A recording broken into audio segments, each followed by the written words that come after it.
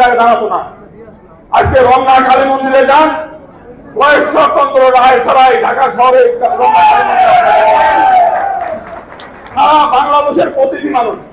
অথচ কিন্তু আজকে দেখেন বিএনপির থেকে উনি যতদিন আছেন উনার পাওনাটা কি বিএনপি থেকে যদি সত্যিকার অর্থে আমরা উনি কি পেয়েছেন উনি জানেন।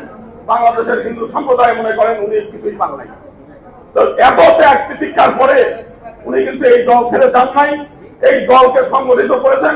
সারা বাংলাদেশের হিন্দু সম্প্রদায় উনার আদর্শে আদর্শিত হয়ে একজোট হয়ে সমস্ত জায়গায় আসছে, সারা বাংলাদেশের মানুষ আসছে। উনি যদি এখন ডাক দেন সরব যোগদানে লাখে লাখে হিন্দু সম্প্রদায় আসবে।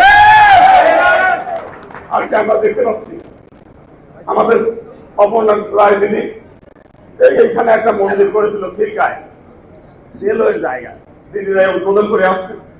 দুর্ভাগ্যবশত সারা বাংলাদেশের হিন্দু সম্প্রদায় আওয়ামী লীগের খাতায় বন্দী ছিল। আওয়ামী লীগের ইতিহাসটা তো আপনারা জানেন যে আওয়ামী লীগ জন্মই হয়েছে হচ্ছে হিন্দু সম্প্রদায়কে বঞ্চনা করার জন্য, প্রতারণা করার জন্য। 1955 সালের 21 থেকে 23 অক্টোবর ঢাকার বুকমাল সিনেমা আওয়ামী মুসলিম লীগ থেকে মুসলিম লীগ করেছে, বলেছে হিন্দুদের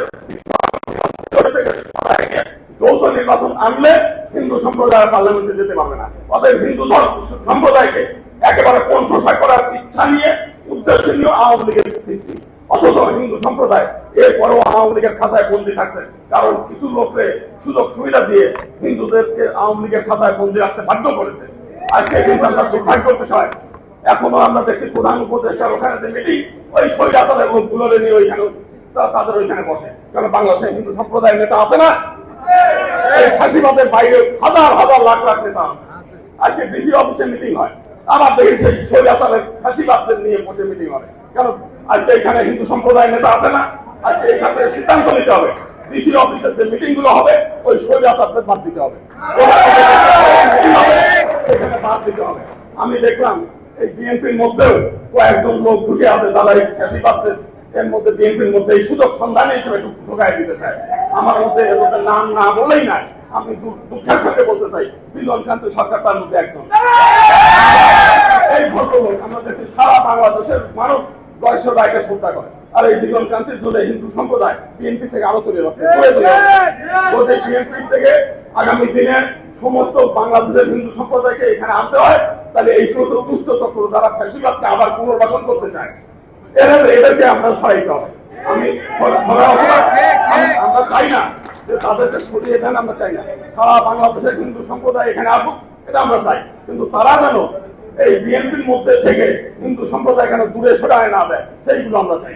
আজকে আমরা দেখি পূজা উদ্যাপন ফ্রন্ট গঠন হয়েছে, সারা বাংলাদেশের সমস্ত জেলা থেকে লোক আসছে, তারা আবার এই পূজা উদ্যাপন ফ্রন্টের নামে আর একটা সংগঠন করে দিচ্ছে। কেন রে বাবা? এবং তাদের মধ্যে আমরা দেখলাম সারা বাংলাদেশের এই ফাঁসিবাদের যেগুলো আছে আওয়ামী লীগের, তাদেরকে নিয়ে এসে পুনর্বাসন করা হচ্ছে। আমরা সেইভাবে আমরা বলতে চাই, আমরা এটা হচ্ছে আমাদের সাধারণ হিন্দু সম্প্রদায়ের পক্ষ থেকে বক্তব্য। আমি বিএনপির কোনো কর্মীও না, পূজা উদ্যাপন ফ্রন্টের কোনো কর্মী না, কিন্তু সারা বাংলাদেশের হিন্দু সম্প্রদায় বিএনপির কাছে একটা বিশাল আশা নিয়ে থাকে। কারণটা হচ্ছে বিএনপি একটা অসাম্প্রদায়িক দল, বেগম খালেদা জিয়ার মতো আপসহীন নেত্রী বাংলাদেশে আর দ্বিতীয় কেউ নাই, দুষ্ট চক্র। তার কাছে আমরা মনে করি, আমরা দেখেছি বয়সচন্দ্র রায় মানে ইলেকশন করতে পারেন না, এমপি ইলেকশন করতে পারেন না, ওখানে বিএনপি আরো বড় নেতা। কারণ বাংলাদেশের সবথেকে বড় রাজনৈতিক দল হচ্ছে বিএনপি, অনেক নেতা। তো সেই কারণে আমরা চাই যে একবার বিএনপির মধ্যে একটা সিদ্ধান্ত হয়েছিল, জাতীয় সংসদে মাইনরিটি সম্প্রদায়ের একটা সংরক্ষিত আসনের একটা দাবি ছিল, এবং বিএনপি সেটা মেনেও নিয়েছিল। 91 সালে পত্র পত্রিকা আসছিল যে সেইটা করা। বাংলাদেশের হিন্দু বিএনপির মধ্যে বহু হিন্দু সম্প্রদায়ের নেতা আছে। আমরা চাই যে এইবার বিএনপি ক্ষমতায় গেলে জাতীয় সংসদের সংরক্ষিত আসনের ব্যবস্থাটা করবেন। আপনার দলে বহু নেতা আছে, তাদেরকে একটা সুযোগ দেন, যাতে আগামী দিনে বাংলাদেশের সব হিন্দু সম্প্রদায় আপনাদের দলে চলে আসে। সেই জিনিসটা আমরা